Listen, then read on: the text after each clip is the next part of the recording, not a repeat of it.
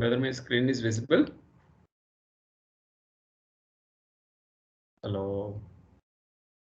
Yes, sir. Thank you. So this recording is started or not? Yeah, it is.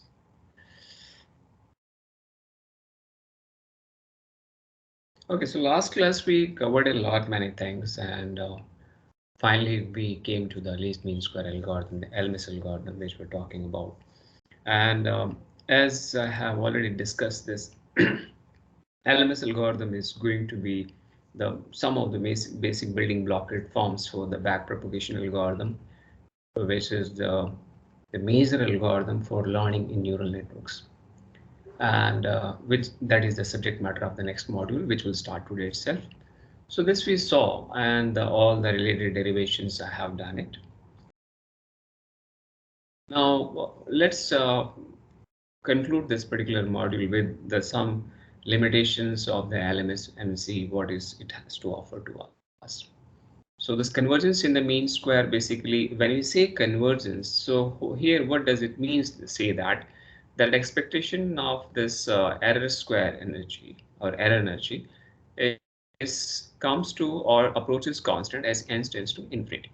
What does it literally means that as the number of examples are increasing, number of training example of course is increasing, the error energy comes to a constant value, means it converges. When it comes to a constant value means there is no learning happening anymore, or there may be no scope for learning and the learning is converged. Now this is what it means to say. Now certain assumptions are made for the convergence analysis of LMS. Of course we will not do the convergence analysis, but I'll tell you what the assumptions are made for doing the convergence analysis. So first of all, it's assumed that the successive input vectors x1, x2, etc. are statistically independent of each other. What it means to say that there is no relation that if x1 comes, then only x2 has to come, not x3. There is no such relation. They are completely random and independent of each other. Any fashion they can come. So this is the assumption made, and that's why they say that independently distributed. So another one is that at any time step n, the input vector n xn is statistically independent of all previous samples of the desired response, namely d1 to dn minus 1. Again, it means that suppose I am giving 10th example, all the input attributes for the 10th example to the network. Then it says that it has nothing to do what is the desired output of previous 9 exposure which you have done to the system. It has nothing to do with that. Also, this is also assumed that at a time step n, dn is dependent on xn only. Means at a particular step, dn is depending on xn only, but statistically independent of all previous values of the desired response. Again, dn has nothing to do what is there in dn minus 1, what is there in dn plus 1. So it is statistically independent. Now these are the three basic assumptions, and of course this one is also assumed that xn and dn are drawn from a Gaussian distributed population. Ultimately the meaning is the data generating environment is Gaussian in nature. Okay, Gaussian in nature. And so under this assumption, this analysis has been done. And of course, that is a scope outside the scope of your class. So I'll not go for the convergence analysis of LMS.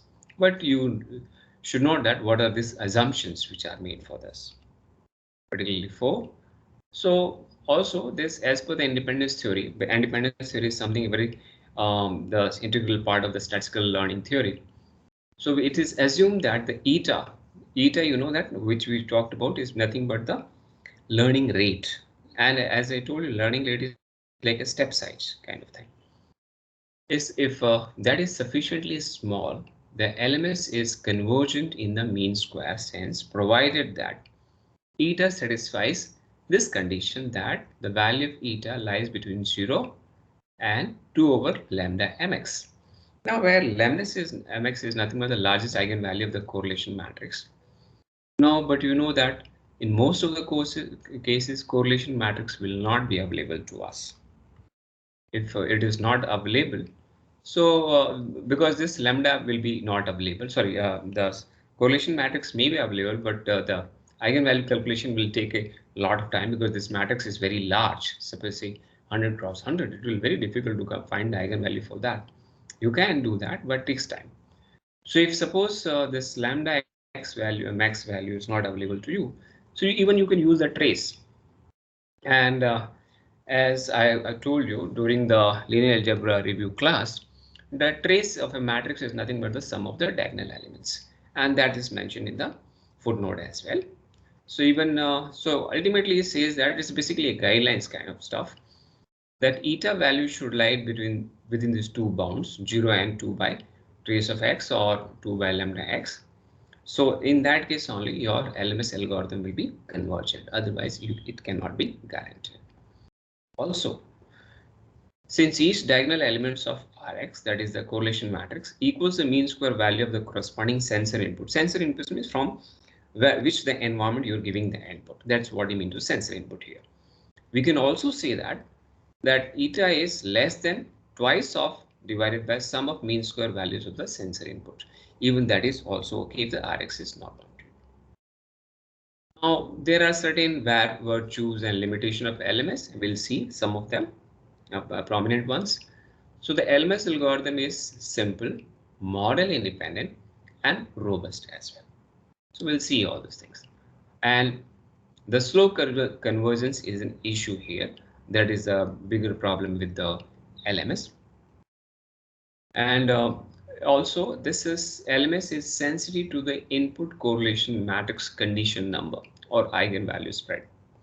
So to understand this condition number, I put a note on the bottom of this as a footnote. It says that particularly in field of numerical analysis, the condition number of a function with respect to the argument measures how much output value of the function can change for a small change in the input argument. This is used to measure how sensitive a function is to changes or errors in the input and how much error in the output results from an error in the input. Now, actually, this in order to make you understand a simple way how I understood without being a mathematical uh, formalism from that.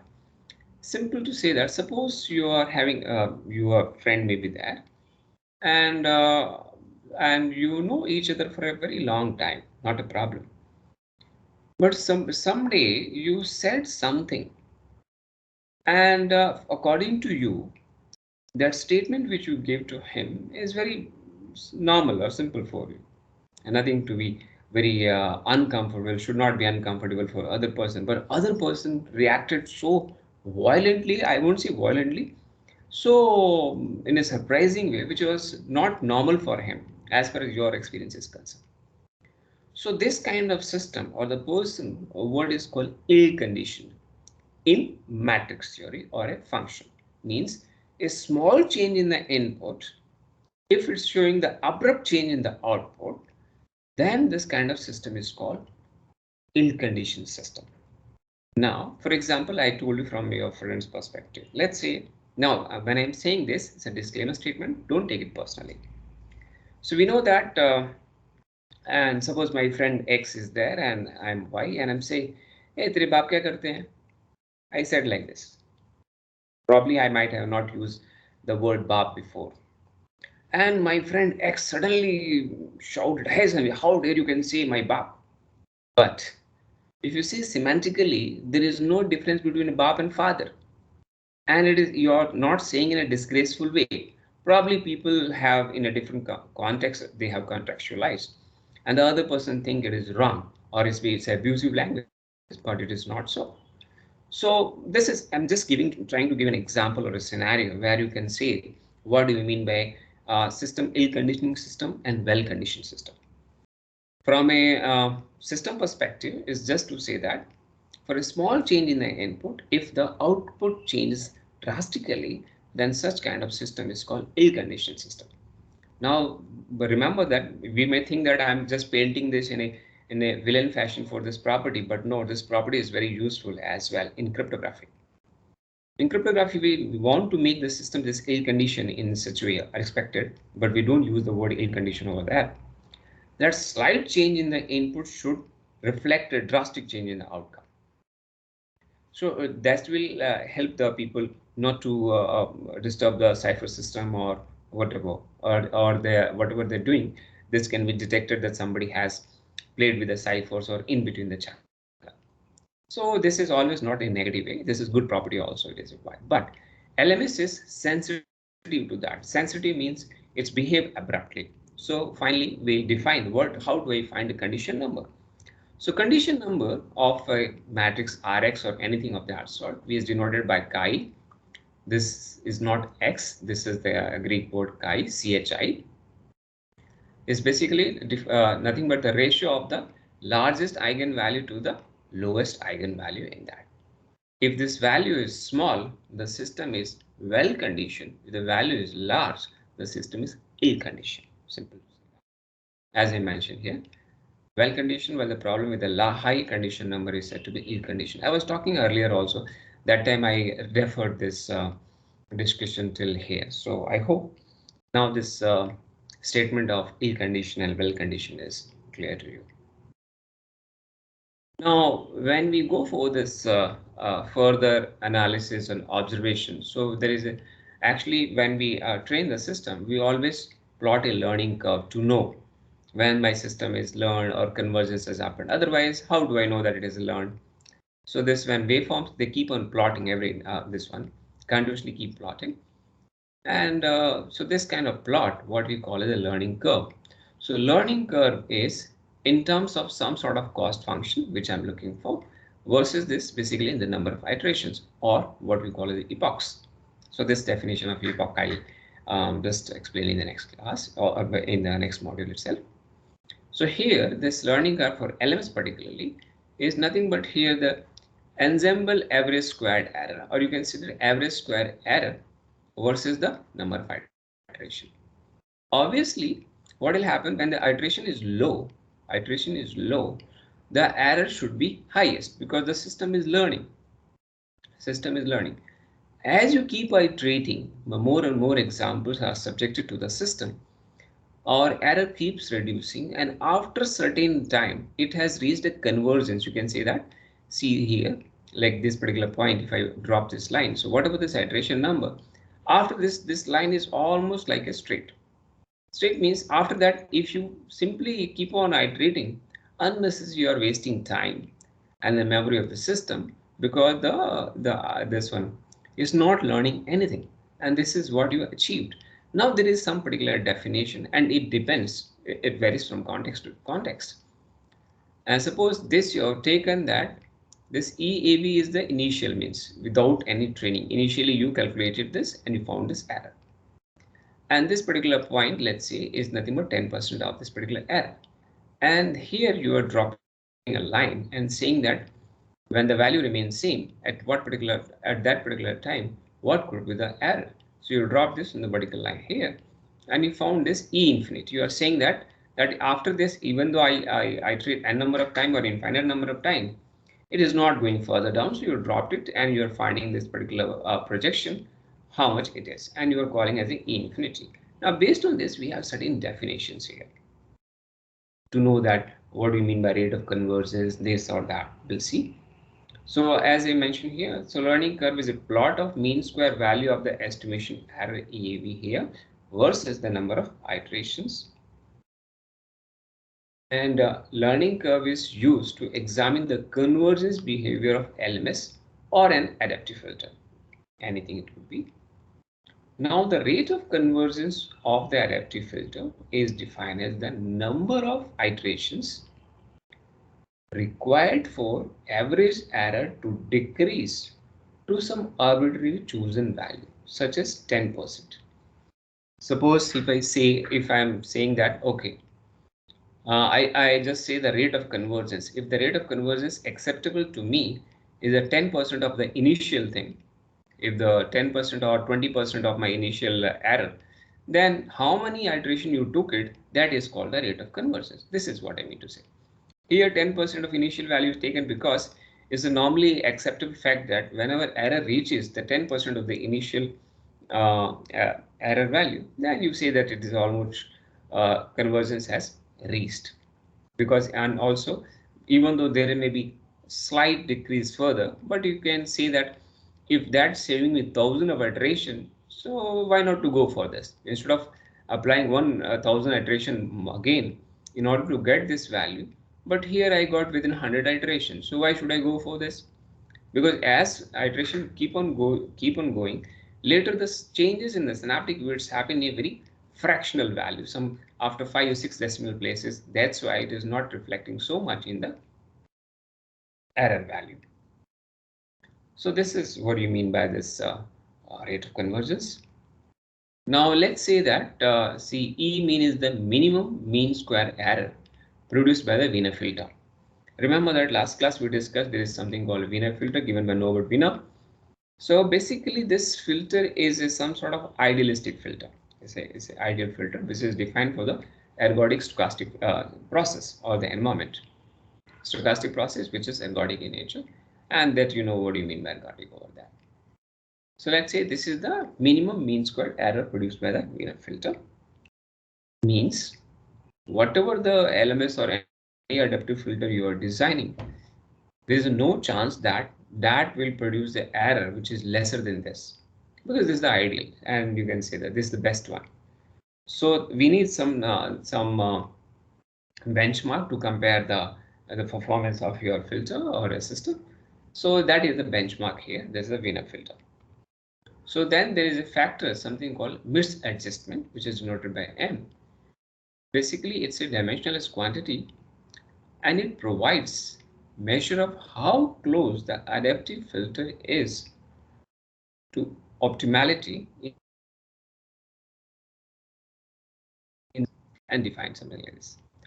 So how close this in reference to the optimality? When I say optimality means to the Wiener filter, and it is defined as E infinite. E infinite means what? Anybody? Can you tell me what do you mean by E infinite here? Anybody? N equal to infinity. No, but what does it mean? Like it's after all the values have been tested, put together. So you can say that very large number of iterations. This is not the one thing. It's the large number of iterations you are subjected to for the training purpose. Okay. And after that, you see that there is no further reduction in the error value. So that particular thing is infinite. You can say that it may not be theoretically infinite, but you can say that is uncountably, countably infinite number. So that you can say. So E infinite minus E mean over E mean. So when I take this, it is nothing but E infinite over E mean minus 1 because of this one. So this gives you misadjustment. So you know that this is the value you are getting. This is the value of your Wiener filter. Now what we are saying that smaller m is to compare to unity. As compared to unity, if the m is small, the more accurate is the adaptive filter action of the algorithm. It will be like this.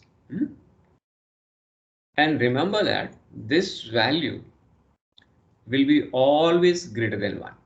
This will be always greater than 1 because chances are that this never go below this, because this is the ideal, the benchmark, and this value may be near to it, may not be lesser than even. So that's why this value will always be almost greater than 1, minus 1, so whatever the fractional value comes out to be.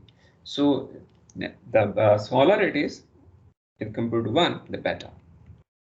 Now, for example, how do we represent it? Normally it is represented as a percentage. For example, misadjustment of 10% means that adaptive filter or the LMS algorithm at hand produces a mean square error that is 10% greater than the minimum mean square error E mean produced by the corresponding Wiener filter. It's simple to say that misadjustment of 10% or 20% means it is 20% performance is worse than an ideal Wiener filter for that particular configuration. This is what I mean to say. And settling time basically is the basic is a settling time is average time constant, tau average, which is a rough measure of settling time. Means how much time it is taking off. Settling time is when you keep on rippling across. So smaller the value of tau average, the faster the settling time, obviously, the faster the LMS algorithm will converge to steady state. But there is a problem now. Then we say, wow, what stops us from taking a small tau value? So, because it is going to increase our it is going to converge our LMS faster, quickly. But faster and fast and furious is always not a good thing. A reason is something like this. So to a good degree of approximation, m is directly proportional to eta. That is the misadjustment is directly proportional to eta, and tau is inversely proportional to eta. So we can say that in order to reduce this tau average, just to increase the conversion speed, to reduce this, I have to increase this. I have to increase this, that is the learning rate. What will happen? Misadjustment will increase. If misadjustments will increase, what does it mean? Anyone of you? What will happen if misadjustment increase?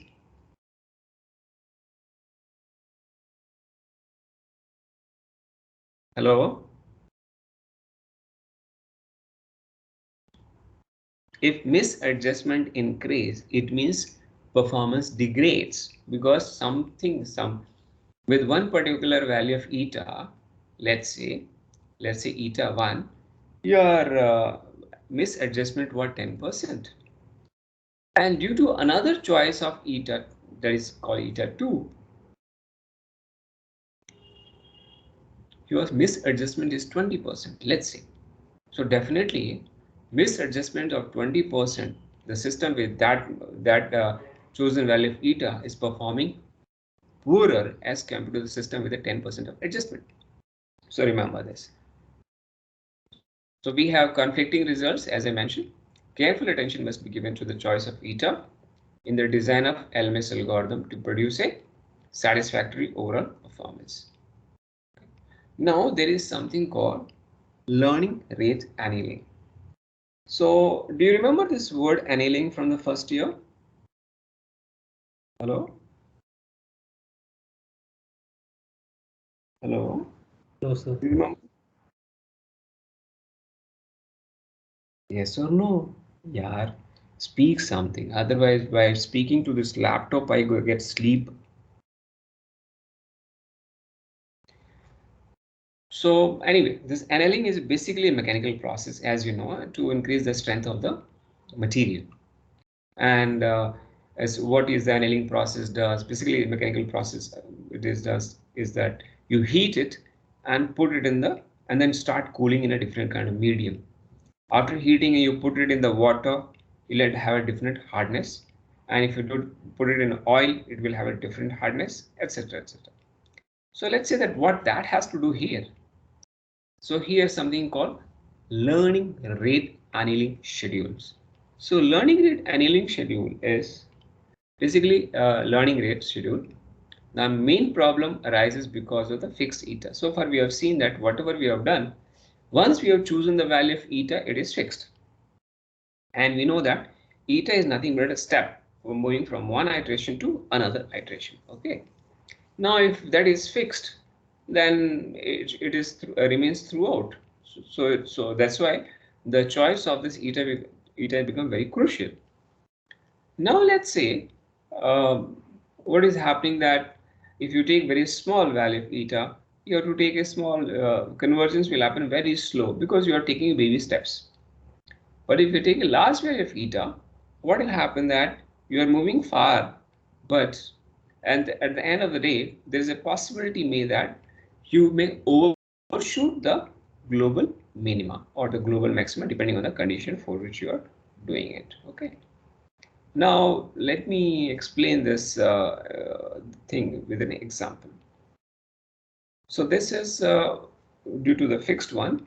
Now, can we make it somewhat adaptive? So yes, we can. So one solution is that we can make this time varying learning rate. So we can see eta of n means eta value depending on the number of iteration. is C over N, as in stochastic optimization theory, where C is some sort of constant. It means C is some sort of constant. As N increases, the value of eta keeps on coming down, But it has got its own limitation. That's all depends on C. If the C is very large, it will have not much effect. So there's a better alternative. So I'll if these things can be explained in class very well, but let me explain like this. Imagine that you are in a class, you're 301, let's say, and I am on the board, near board, and that small pedestal is there, no? Near board, I'm standing on it. And I have to reach the end of the class, reach there. And let's say there is my global minima or some award what I'm looking for. So there are two possibilities in a conventional way. I can take small strides. So how many total strides I require to reach the global minima depends on my stride size, isn't it?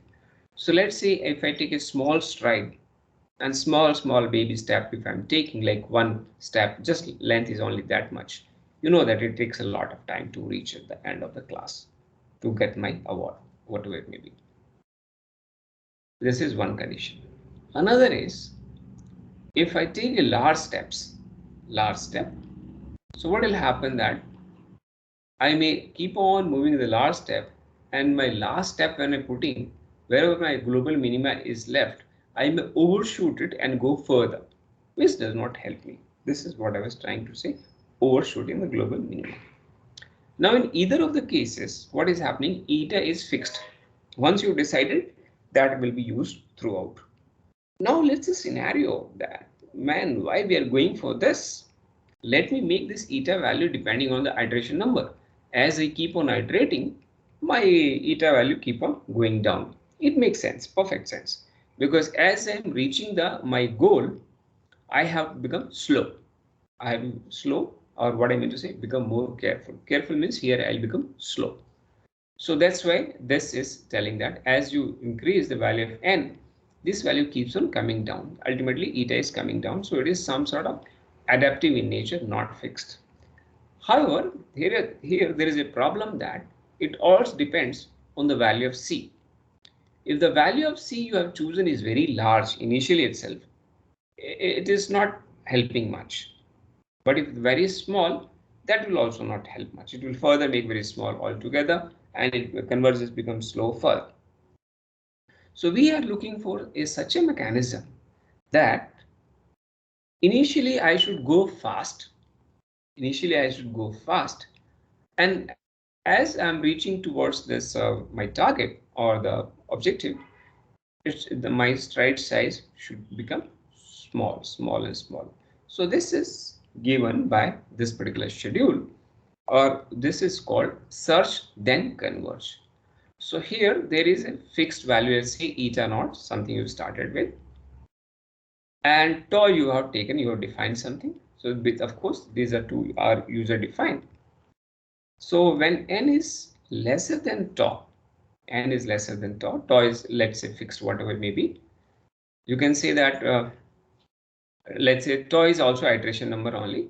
If the tau is say 20 and n is less than 20, what will happen that this value will be eta naught divided by this particular factor. Okay, this particular factor. And because it's, let's say, this is 20 and this is 10 or 15. So 15 by 20 is a very small fractional number by this for the performance. And the performance will be similar to the standard LMS. Performance will not degrade in this case. It's almost fixed kind of stuff, right? Because eta naught is there, and if you have this kind of stuff, so this will all give a fixed value, and this is what is defined. The problem is another one, when n is larger than eta. If n is larger than larger than tau, it behaves like a stochastic optimization. Stochastic optimization that we'll see here. till tau, this is fixed, basically some sort of a number, and log scale has been used to just to show these things clearly. If this is the number is below this, then it should behave like a conventional system. When if it is larger than this, then it's behaving in a different way. So what is going to happen? This particular line, what is called search, first search, it keeps on that, and then after reaching this, it will converge. When the value is when it is normal fixed only, then it is straight away stochastic approximation happens. So here it says that the stochastic approximation as good as the value is fixed in that case. So here what is happening? It is come slow. It will become faster, and then it becomes something like just like a stochastic approximation. So this methods or different values of tau, eta value, or the choice of learning rate is what is called learning rate annealing schedule. Means what you're doing most of the time, people go for this search and converts to be on safer side. So this completes the theory related to the LMS algorithm. Now, does any one of you have any query in this regard? This was, I know it was a bit heavier on maths, but I have taught you each and every part without any excuse for you. And that's what I told in the very first class. Whatever required, I'm not expecting that you know a priori. I'll explain the required theory as and when required, and tell everything in the reason also. How do I know that I have to invoke this? And that's how I have done it. But if you have any query, please raise. And also tomorrow, due to audit, academic audit, will not be having this office hours. Now, anybody has any query? You can put it in the chat also if you would like. Yes or no, something you say, bhai. Okay. Okay, fine. Now, if that is the case, then we'll move to the next module. And before I go further, I want to announce something that next week, you know that we have your first quiz. And the portion for the first quiz is whatever we have covered till 18. That is, today is what? Oh, till Tuesday or last Friday? Till Tuesday, whatever we have covered, that will be there. Actually, instead of doing this, I'll say that till Newton's method, not Gauss-Newton's, till Newton's method, whatever we have covered so far, all the related mathematics, all the things, even linear algebra, probability theory, everything, whatever. So you cannot say, no, you cannot ask math question, because math is part and parcel of this. So you can expect something on that also, conceptual also, everything. So that will do anyway. And yeah. So now let's move to the multi-layer perceptron.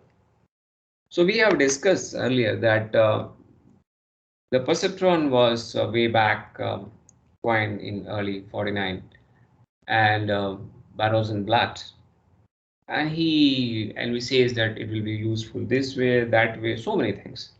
Then two people, this Marvin Minsky and Papert, they come out with a book, and they showed for all the purposes where this perceptron fails.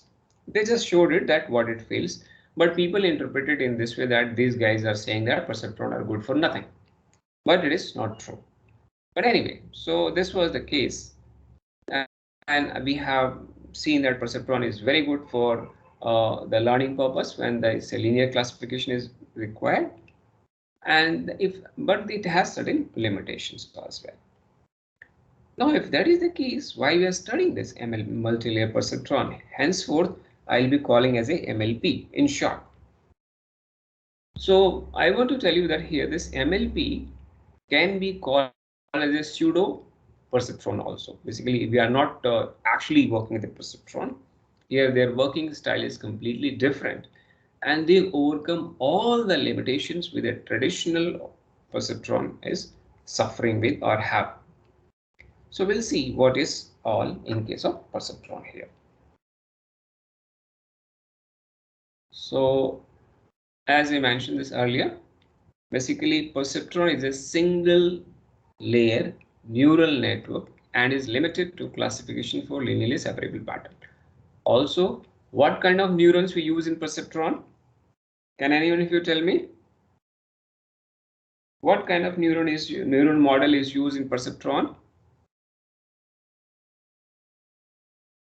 We have text next week, and nobody, I think, they started reading. Okay, man, you'll enjoy my test. That is guaranteed. Okay, so perceptron uses a particular model of neuron, which is called Maclaurin-Spitz model. Or Maclaurin-Spitz model is nothing but it's used the thresholding function as a activation function. And thresholding function is as simple as that. It says that if the value is greater than 0, it is labeled as a 1 or given as a 1. If it is less than 0 negative, then it is 0. As simple as that. So this was a perceptron problem. It is good for linear classification, but is not good for no linear thing. And you see LMS algorithm recently that is also based on single neuron system, but here the neuron model is used linear activation function instead of a no linear function. Here it's linear function and with adjustable weight, of course, which limits the computing power of the algorithm. And because it's used the linear neuron, its computing power is not that great, so has its own limitation. And but for the adaptive field theory, it is well and good. But for the other application for learning the neural network, this system is not good. Now, to overcome the practical limitations of the perceptron and LMS, we look to a neural structure known as a multi-layer perceptron. In short, we'll be calling henceforth MLP. Now, some characteristic of MLP is something like this. It has three distinctive features, characteristic. First is that each model neuron, when I say each model neuron, means somebody has designed one particular neuron and everybody is using, so they'll be just replicating the model itself. Okay. So each model of neuron has a smooth, non-linear activation function. When I say smooth, what I mean to say that when I say that this function is smooth, what do you mean by that? Mathematically, what do you mean by that? Uniform slope, or like either increasing or decreasing. Okay, but instead of saying this way, we basically say that it is differentiable. Okay, and what you're saying slope, that is also fine. So is a hang smooth no linear activation function. So basically it's a non-linear function which is differentiable. So typically in most of the cases we consider this as a logistic function. And remember that in the initial introductory classes I told you that not use logistic regression in general to all, but to some application only. But here we'll assume something of logistic regression if required. Like nowadays this ReLU function is used, or many variants of the ReLU is also used. So for many other regions. But let's go stick to the classical nature of the algo development, so that as and when something new is required, you can change yourself without any problem. The first one, that each neuron will use a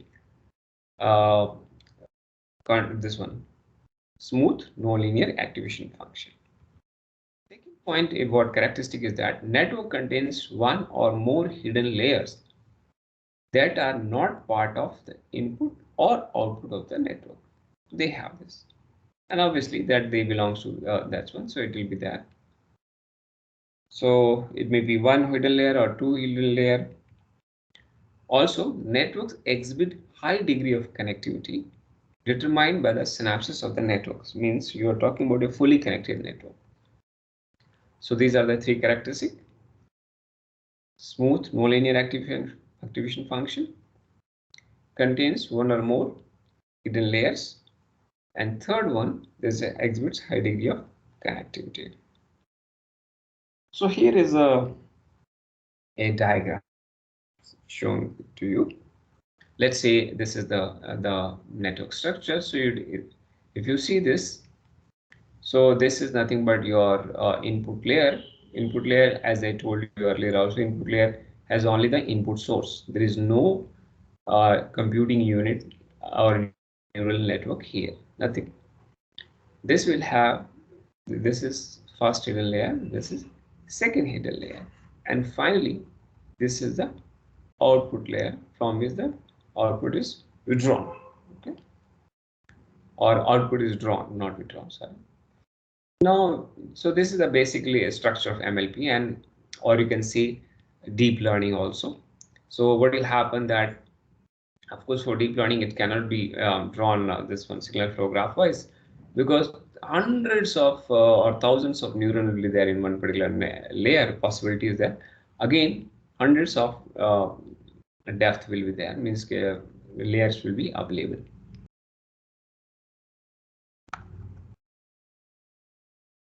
So as it says, input, hidden layer, and output layer. So here only two hidden layers are there.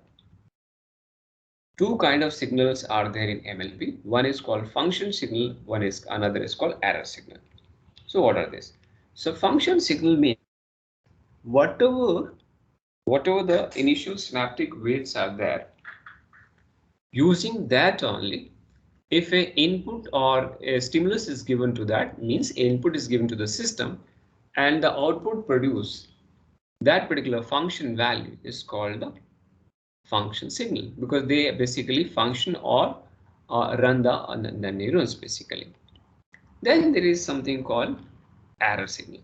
So error signal, what happens, this black arrow is indicating that the function signal for this means overall what is the value, and this going back negative is means this is the actual produced value and the desired value will be there, difference between the two, and based on that the error will be produced, and that error will be propagated back. When it's propagated back, it makes certain changes to this particular computing node, and from that it will propagate further to the other nodes in the backward direction.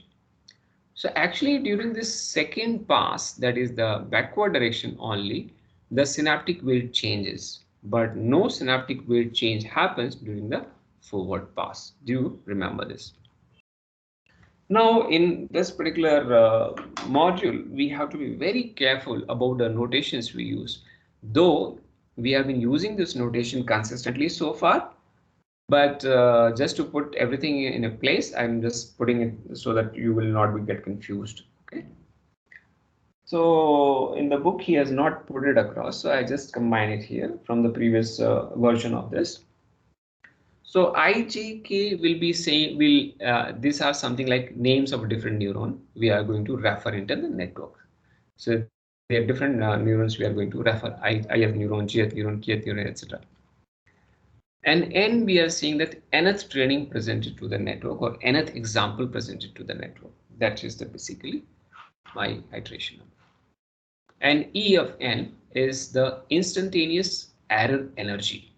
So this is the at that particular time. So error energy is nothing but sum of the error squares. So that is the instantaneous energy at iteration N. Small egn is basically error signal at the output of neuron J for iteration n. So neuron J means whatever the output of neuron J is there. So that is the, what you say, error signal. Then DJN, so it is nothing but desired response for neuron J. Okay. And of course for the nth training example. Then there is a YGN. So YGN is nothing but functional signal. Function means output signal at the output of neuron J at iteration number n. So this is the function signal. Then there is something called WJI, which is not new to you. We have already seen this. When I say WJI, so basically it is synaptic weight connecting the output of the neuron IS to the input of the neuron J at iteration n. Simple to say that. I can put it across. Why output of neuron I means this is neuron I belongs to the previous step. So let me show one simple diagram so that it will not be difficult to visualize what you mean by this. So let's say and here there is the, here maybe some input might be already there, and I'm calling as a 1 2 3. I'm calling as A B. Simple. This is the name. Just I'm calling a name instead of I J K. I'm calling them 1 2 3 and E B. And if it is this, so this will be named as A1. So here, or if you want to understand this, if I'm saying I and this is J, so this here we can call Ji. So you can say that Gth here is the neuron in the current layer, and this is the ith is a neuron in the previous layer. It is like that. So Ji. This is how it will be. And we are saying I from the previous layer, it may not be an input source, it may not be, it may be the output of other neurons. So that's why in general it is mentioned. So be very careful, you understand when you deal with WJI. Okay. Now Vj is a basically local induced pool of neuron J at iteration number n, and phi j is, or phi j is basically activation function associated with the neuron J. Initially we'll take activation function phi j everywhere, because and later we can substitute phi j with anything we want to use. For example, logistic regression or tan hyperbolic, or say let's say this ReLU or any function for that matter. And Vj is basically bias applied to neuron J. Bias applied. So for so many neurons are there, right? Here, let's say neuron 1, 2, 3, or sorry, I, 2, 3, A, B, etc. So bias for this would be bias for this, whatever it may be. So that is the bias you are applying. And then you have Xi in this fashion. It means that ith element of the input vector or a pattern. So this is the, because X may be a 3-dimensional vector or 300-dimensional vector, it could be anything. If I say X, I means ith element I'm talking about. And OK is basically kth element of the output vector. Whatever the output vector is the kth element. Of course, we are considering that there is only one output vector, but it is not necessary. So there could be more than one output vector also possible. Then eta is a basically learning rate here, which will be decided by you or by the problem definition itself, or from the context you will come to know. And here M subscript L, basically number of nodes in layer L of MLP.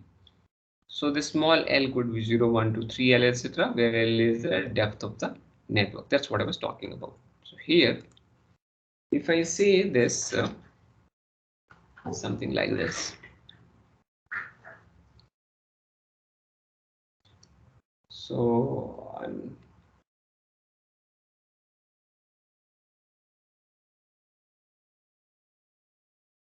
here the number of neurons are basically 3. Here the numbers are 2, and here the numbers of neurons is basically 1. Sorry, 1 only. 1, 2, 3, and that's what it is mentioned that is the ML is the number of layers in the different, number of neurons on different layers. So if I give and I ask you to draw the architectural graph for 10, 10, 4, 6, 2. So you know this is input. So basically 10 will be there of such things, and then there are 2 hidden layers, first and second in the output layer. So 4 hidden layers are there. So what will happen that you write here 1, 2, 3, 4, 4, but then you know that there's a next hidden layer, and that requires 6. So that you put it across, right? And finally 2, whatever. So this is also possible to do, and this is what I mean to say ML. This is the number of nodes in the layer. Now let's see this. What is the function of this hidden neuron? Because we have seen why we are putting this hidden neuron man and what is the requirement for this. So basically these hidden neurons act as feature detectors. They play a critical role in MLP. So probably whenever we start studying this deep learning or so, then we see that how deep learning is better than the conventional learning thing or this one or a machine learning thing. So remember that when you go for the learning thing automatically, there are two approaches. One is called hand engineered features and another is called automatic learned features. So this deep learning or the neural network systems are nothing but where there is no hand and the feature is not done, feature engineering is not done by hand, but it learns automatically by its own what is good for the system. Now this is and of course this feature detectors play a very critical role in MLP. We'll see. So as the learning process progresses across MLP, what will happen that the hidden neurons begin to discover the salient features that characterize the training data. So as training keeps on progressing, and then this MLP, the hidden layer, they starts extracting those features, right, from the training data only, and it does so by performing a no linear transformation on the input data into a new space called the feature space. And this is also probably you might have heard it. And remember that once I proved also, shown it also that what will happen if I don't apply this non-linear function over there. So we have seen that there's a problem which will happen, the learning will not happen. Only the regression thing to some extent it can be done. Just a minute. So this entire thing is happens in a mapping happens in a linear fashion, and which is exhibited by something you've seen that activation function does. But this is like particularly by the hidden neurons feature is. Also, in feature space, once the feature space is extracted, the classes of interest in a pattern classification task, for example, may be easily separated from each other. So this you have seen earlier also when I was talking about the learning. So this I have shown you means from the input space you go for the feature space, and feature space you do the segregation with the classification purpose. Also, it is the formation of feature space through supervised learning that distinguish MLP with perceptron, which because this kind of functionality is not there in perceptron. Perceptron, there's no concept of a hidden neuron, etc. Because it's a hidden neuron, it's a one neuron system only, so there's nothing to go for another neuron with a hidden nature. So now this one in the flow, there is a one more important concept and what is called credit assignment problem, which I have already done to some extent, but I'll try to put it forth here once again to just contextualize it in reference to MLP. So the credit assignment problem is the problem of assigning credit or blaming for the overall outcome to each of the internal decisions made by the hidden node of distributed computing system. Here DCS is distributed computing system. So basically your neural network is nothing but distributed computing system only. One is here that same input goes to multiple nodes, and this is what do you mean by that DCS, distributed computing system. And we recognize that those decisions are responsible for the overall outcome. So ultimately we are trying to know that, trying to say that if the current decision is made, then based on its outcome, should we reward the internal mechanism or to blame it? When I say blame it, so here the values comes to be negative, or you can say some sort of punishment. Credit means it gets changes in a positive sense. So this is very crude way I'm saying it. So in MLP using error correlation learning, basically error correlation learning, you have error keep propagating back and all those things. You try to correlate all those. The CAP, that is the credit assignment problem, arises because the operation of each hidden and output neuron in the network is important to the network's correct overall action of the learning task. That's why this CAP is very important. And now to solve the prescribed task, whatever the prescribed task may be there, the network must assign certain form of behavior to all of its neurons through a specification of error correcting learning algorithm, and that we'll see error. We have already seen that also how error correction happens. Now the backpropagation algorithm, which we will see further soon, solves the credit assignment problem. So and this is very fundamental, and I'll tell you this backpropagation algorithm is people proposed in around 80s, and it became popular around 85 or so. So by Joffrey Group and somebody else was there who popularized this, who gave this backpropagation algorithm, and that was the first algorithm which is gives a explicit the proof or the way it has shown that how changes is happening in case of neuron. So that gave a completely a different shift to the research in neural network, which was completely dormant for almost 20 to 30 years. People after this Marvin Minsky work, people interpreted it in a different way, and there is no much work as such.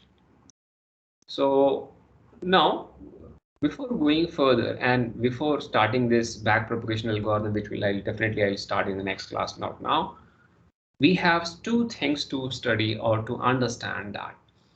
So there are basically the way MLP, the supervised learning happens in MLP. So there are two approaches. One is called batch learning, another is called online learning. Online learning, classically also called as sequential learning. So there is a slight difference between the two, and that subtleness we have to be clear what is that. We'll try to understand today itself. So consider MLP with an input layer of source nodes. Source nodes are there, one or more hidden layer, and one output layer with one or two, you can say, neurons may be there. So let's say this is, just imagine that MLP is there. So, and this is my training example. So when I say training examples, the entire training data is there, and these are also vector. So this is given to us n equal to 1 to n. So basically, if you keep on substituting, you start getting one example, means one realization of this. So this is our training data. And we know that yj is nothing but the function signal of a jth node, which was it gets stimulated by xn. When xn was given the input to the inner layer, and the error signal is there that suppose if xn whatever it was given, ultimately you got this yjn, the output of that particular neuron. And if I want to find a difference between the two, of course this yjn we have to consider that this particular jth node is nothing but the output node. If you are at the output node, then only you can find the error in this way. Otherwise, if this node is somewhere in between, you don't have access to D over there, so you cannot find the error in this way. But here we are assuming that J is the output neuron. So output neuron for corresponding to that particular action, x of n, you have the desired value minus the function signal value for that. Once you differentiate it, whatever the resulting value is the error value for that particular node. Now, following LMS terminology, in LMS what we did that instantaneous energy is nothing but the sum of squared sum of this, basically square of error energy, squared of error energy. So here we have taken the square of error energy of the output node, okay, and half, as I told you, it's just a scaling factor, and for the sake of convenience we have taken, but of course there is another reason for trigonometry also, but energy is we will take it. And why it is required is that what will happen if I don't take it? Nothing will happen, but later when you differentiate this 2 as a constant will keep on multiplying every now and then. So you want to take it 1 by 2 so that when you are differentiated 2 comes multiplication, you get nullified to this, and that you get rid of this kind of 2. Now, so this is how you find the instantaneous energy. So this is the error, this is instantaneous energy. And remember that I am following everything for whatever the notation I have already discussed. Now, total instantaneous energy of the whole network is given by. Now, try to understand this. I am talking about one particular node J here, one particular node J, and that is instantaneous energy EIN. But if I want to find the total and instantaneous energy of the entire network, so I have to consider all the neurons in the output layer, isn't it? So now I'm saying that let me sum all those instantaneous energy and over all the neurons in the output layer. So let's say J belongs to C, and where C includes all the neuron in the output layer. And remember that this I'm talking about this the instantaneous total instantaneous energy of the whole network, and I'm considering that previous value will be having some effect till the output layer. And now instead of substituting EJN over here, so we wrote here 1 by 2 E square N. So from the same thing for this one, we are getting this particular thing. Now the error energy averaged over the training data set or the empirical risk is defined by this. So see, here indicating the instantaneous error energy for one neuron. This indicating E of n instantaneous error energy for the entire network. Now we want to find total energy, average energy over the entire training example which you have. This which is also called something by name empirical risk. Empirical risk. So those of you who are there in my machine learning class, they know already what do you mean by empirical risk minimization or empirical risk. So this will be for the entire. Now we have to sum. E of n is means when you give one particular example x of n, then this you will get E of n. But I have n number of examples in my training data set. So I'll start the sum of all those error energy and we averaged over all those numbers. Sum and then average. That's why it says that is the energy averaged over the training data set. So error energy averaged over the training data set. So when I substitute for E of n, that is this value, when you get by this 1 by 2n, n equal to 1 to n, j in C, where C is the number of neurons in the this one. So what do you mean by this? This further explanation we'll do when we talk about this backpropagation algorithm we will talk about. But for the time being here, let me see. Here, what is the size in this particular network? Suppose this is a network. What is the value of C? Can anyone of you tell me? What is the value of C?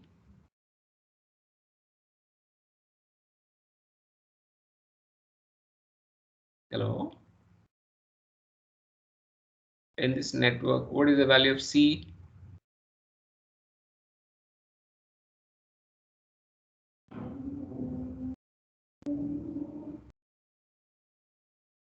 So value is only 1 because C is nothing but a set. And it says that includes all the neuron in the output layer. Ultimately, is simply to say that is the number of C is indicating the number of neurons in the output layer. Anyway, this will be further explained or exemplified when we'll do this problem on paper pencil method. I'll trace entire backpropagation algorithm on paper pencil and then we'll see how it happens. Anyway, so this is how you got it. Now, so this was the total instantaneous energy of the network, and this is the average energy of the entire training data. The two kind of energies are there, and you have to remember this. Now, so depending on how supervised learning of MLP is performed, how do you do this? There are two methods, namely batch learning and online learning. So simple to say that, and before I go further, let me just explain with a simple sketch on the board, and then we'll see this. So let me see, this is my some sort of network will be there. Some connections are there, let's see. And now, okay, say M and this is Y. Now your training data is, you have this xi di such that I is varying from 1 to n. Okay. Now there are two approaches for updating the weights. The entire set of n, what I'll do that first I'll show one, means I'll expose this one particular example to the network. I'll show it to the whatever is there, I'll just keep noting somewhere. Then I'll go for another one and noting, another one, noting, another one, like that. And overall, when entire training data is exhausted by exposing or showing to subjecting it to the network, which is the entire one iteration of this entire training data is called one epoch. One epoch. After this, then you make changes into the synaptic weight. This kind of method is called batch. Batch method means entire batch of training data is shown to the system. After that only you are reflecting the change in the synaptic weight. One. Second is, I'm just giving one example at a time and making the change in the synaptic weight. So example by example. So batch method is nothing but is a epoch by epoch method, whereas online learning or a sequential method is nothing but example by example method. Each method has its own pros and cons, and that we'll see. This is important before we embark our journey on the next part of this when we talk about the actual backpropagation algorithm. Okay, so just here now, so here I mentioned this. In batch methods, adjustment to the synaptic weights of MLP are performed after the presentation of all n examples in the training dataset that constitute one epoch of the training. Now the question comes, what about the second epoch? Do I get another training data? No. Second epoch, of course, training we do, but we randomize those data and that we are subjecting it again, and that it becomes my second epoch. Third epoch, what will happen? Again, we reshuffle those things and subject it to the system. So this kind of things ensure that there is no local minima, system doesn't stuck it. So that is here. Also, the cost function for batch method is defined by the average error energy EAV, which we have seen, not just E. So it's average energy, not a total. So adjustment of synaptic weight of the MLP are made on a epoch by epoch basis, as I told you in board. Some advantage of this batch learning are accurate estimation of gradient vector happens here, thereby guaranteeing convergence of method of steepest descent to a local minima. So that kind of guarantee is there. So accurate estimation happens here. Also, because entire thing you are giving and you're not making any change, so entire thing can be parallelized. Suppose I have 10 examples. So instead of waiting for one particular neuron system is there and subjecting it to 10, so what I can do that I can have 10 neurons over there or 10 subsystems and passing all this 10 example at a one time and get the output and then make the changes. So this is also possible. So this is parallelization of learning process possible in case of batch method. Practically, batch learning is more demanding in terms of storage requirements. What happens that why storage requirements here? One example you computed, give the input, got the output. This value has to be stored somewhere because these things they're taken into account at the end when all the examples get exhausted. So this you have to store. And imagine that if the size in millions of this example, those many millions of values you have to store. So that's why it says that it's a more demanding in terms of storage requirements. Batch learning may be viewed as a form of some sort of statistical inference also. And it is well suited for solving no-linear regression problems. Okay. The last one in this I'll just complete today something what is called online learning, which I told you earlier also. Online learning is also called sequential learning. One is batch, one is sequential. So here nothing great about it, but sequential learning or online learning is they use interchangeably. So don't get confused. Even if I use, you don't get confused. Here what happens is learning happens example by example. What I mean to say this, you apply this one example, get the value, apply backpropagation, make the changes to synaptic weight, then go apply another example, get this computation forward one, apply the backpropagation, change the synaptic weight, apply third example. This process happens example by example. So you can see that there is some beauty about it. One is obvious that you don't have to store this. So memory requirement drastically comes down. You don't have to remember this because once you compute it, you are backpropagating immediately and making the synaptic waste. So you need not to store these things for entire training data. Okay, so this is a obvious advantage. You can say that. So as I mentioned, the synaptic MLP are performed in example by example. Also, the cost function to minimize is a total instantaneous energy. So it makes sense. We don't have to worry about the entire average energy over the entire training data. We will take only total. Means when one is given example, how it is getting back propagated. So that kind of energy. So we will consider E of n, not E of average. Also, the training examples are presented to the network in a random manner. So the use of online learning makes search in the multidimensional weight space stochastic in nature because it's quite random number you give. There is no fixed test after 1 second, third will go. No, quite randomly you give, but make sure that you give all the input or the example to the system. Okay. Online learning is also known as stochastic method because of this only, because there is no correlation. They are quite independent of each other, how one's example is subjected to the system as compared to the other. So that's why they call this, sometimes they call it stochastic method as well. And the stochasticity ensures that online learning processes are less likely to be trapped in local minima compared to batch learning. So batch learning, what will happen that you're given the system and what will happen, possibility is that uh, for example, let me say this.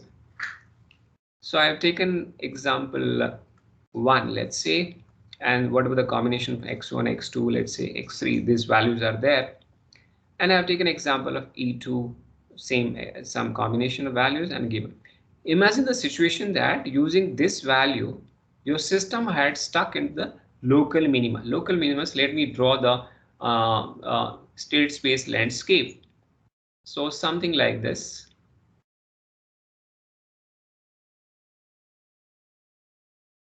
So you can see that there is a one local minima here and the global minima is this. Ideally, you should reach here. That is the synaptic weight computing at this particular point. But somehow using these values, you reach here and you found that the E2 is accidentally happens to this almost similar value. A small changes happen. These small changes values are there. They will not be sufficient enough to push this out of this local minima. So it may keep on, it may chances are there, it may stuck here. So this is very much possible in case of batch learning, but it may not be possible in case of the online learning because these things are quite random. Random means it's highly unlikely that another value chosen at the random will have very close value to this, but it may happen so. But most of the time it doesn't do. That's why, because this ensures the stochasticity is there. So chances of local minima is, we cannot say it is nil, but it is very less as compared to the batch propagation, batch learning. Also, it requires less storage than the batch learning, as I told you. Also, when training data are redundant, unlike batch learning, online take advantage of this redundancy because the examples are presented. There is a typo here. It should be presented only once. So this is what does it mean, redundant? Now let me see. See here you have this example E1 to E10, let's say, and let's say I'm using batch learning first. So what will happen? And also imagine that, assume that E1 to E5 are having same value. Same values, they are redundant. There's a repetition of those values are there. Let's say that. So what will happen using batch method? You will apply E1, whatever is there, you will apply E2, whatever is there, 3. And you keep on storing all those things. But because as for the batch one, you have to complete the entire batch of this training, one epoch. But in case of online learning, this you only one example is shown only once. If it is already shown, you don't show it to the system again. So this is taken care. So that's why it's also very good if there are data is there and there is chance that there may be redundancy in the data. So instead of going for a batch technique, it is more appropriate to go for the online technique or what is called sequential method. So this is how it takes advantage of, and it is able to track small changes in the training data, particularly when the environment responsible for generating that data is non-stationary. If the values are changing, so because you are changing this example by example, so these changes are reflecting every now and then. You don't wait for the entire batch to get over. Okay. So despite this advantage of online learning, there is something you feel, yeah, so many times I have to do correction, synaptic weight updation. That is a limitation you can think of. It is highly popular for solving pattern classification for two important reasons. Online learning is simple to implement, you can see that. And another is it provides effective solution to large scale and difficult pattern classification problem. In the rest of the class, most of the time we'll be dealing with this online version of that. The entire derivation of backpropagation, which I'll do in the next class, that will depend on this. So here I'll stop, and I hope that this has given a sufficient background for you for the MLP before I'm walking our journey on getting the nitty-gritty about this backpropagation algorithm, which will covered in the next class. So I'll stop here. Just be there.